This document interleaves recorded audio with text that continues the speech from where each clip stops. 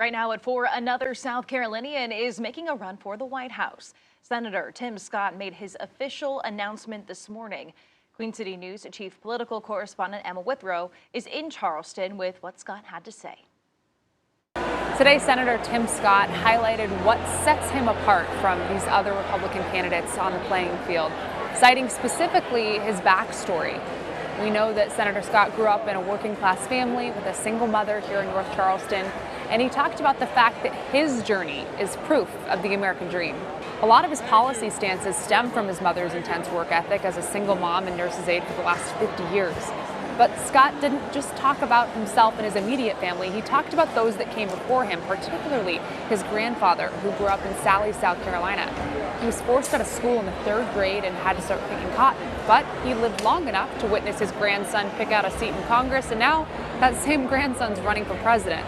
Scott used his story to relate and appeal to the everyday American, and it seemed to resonate with the crowd. He also tied in his thoughts on the current administration, which is why he felt the need to enter the race. Under President Biden, our nation is retreating away from patriotism and faith. The fewest people in 30 years believe that their kids will be better off than their parents. And the radical left is pushing us into a culture of grievance instead of a culture of greatness. Not only does Senator Tim Scott's background and upbringing set him apart from other candidates in the Republican presidential primary, but also the fact that he has the most cash on hand starting out into this race. His Senate campaign fund had around $22 million of cash on hand at last check. That money is obviously now going to be transferred into his presidential campaign fund, which is going to set him up for a lot of success when it comes to paying for advertisements and that sort of thing. Reporting in North Charleston, Emma Withrow, Queen City News. All right, so let's take a look at that growing list of Republicans running for the party's nomination.